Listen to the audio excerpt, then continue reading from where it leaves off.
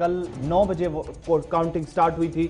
उसके बाद क्या कुछ नताइज रहे, अब तक के जो नताइज सामने आए हैं, चंद सीटों को छोड़कर कुल मिलाकर 278 सीटों के नताइज अब तक सामने आ चुके हैं जम्मू कश्मीर में डीडीसी इंतखाबात के। और जम्मू सूबे में भारतीय जनता पार्टी सबसे बड़ी पार्टी बनकर उभरी है, तो वहीं गुपकार इत्तेहाद की डीडीसी इंतखाबात में सेंचुरी मुकम्मल हो गई है। और दोनों खित्तों के अंदर अगर देखें तो कश्मीर वादी में जम्मू सूबे से ज्यादा बेहतर कारकर्दगी गुपकार इत्तेहाद में शामिल जमातों की तरफ से रही है। नेशनल कॉन्फ्रेंस सबसे बड़ी जमात जिसने इत्तेहाद में जितने भी पार्टनर्स हैं उनमें टॉप किया है, 60 से ज्यादा सीटें अब तक कामयाब जिन पर हुई है। और दूसरी तरफ पीपल्स डेमोक्रेटिक पार्टी 26, कांग्रेस भी 25 के आसपास। लेकिन ओवरऑल अगर आप देखेंगे तो जो बार बार इत्तेहाद की तरफ से कहा जा रहा था कि सेंचुरी के पार वो आसानी से जाएंगे, सेंचुरी मारेंगे, उसमें पहले ही पड़ाव में कामयाब नजर आ गई थी, कामयाब होते दिखाई दे गई थी गुपकार अलायंस की पूरी टीम।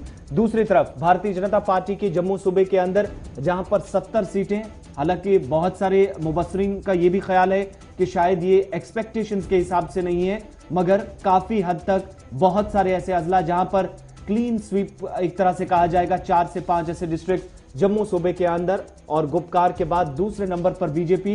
लेकिन ओवरऑल अगर आप स्टेट के अंदर किसी सिंगल पार्टी के आंकड़ों को देखेंगे तो BJP top of the table है, सरे फहरिस्त है। कश्मीर में भी खाता खोलने में पहली बार कामयाब हुई, जहां पर 3 सीटें उनके नाम गई। कहां से गई थोड़ी देर में आपको बताएंगे जब मेहमान भी ज्वाइन करेंगे और डिस्ट्रिक्ट वाइज आपके सामने आंकड़े रखने की कोशिश करेंगे। लेकिन आदादोशुमार बताते हैं कि पिछले 70 वर्षों के दौरान शायद बीजेपी ने अब तक जो सोचा नहीं था वो इस बार उसे हासिल हुआ है। और एक रिकॉर्ड तोड़ इस बार बीजेपी के खाते में सीटें दोनों सूबों से गई हैं। तो दूसरी तरफ नेशनल कॉन्फ्रेंस अलायंस में टॉप पे और सेंचुरी पार इस वक्त अलायंस हो चुका है अब तक के नताइज के मुताबिक।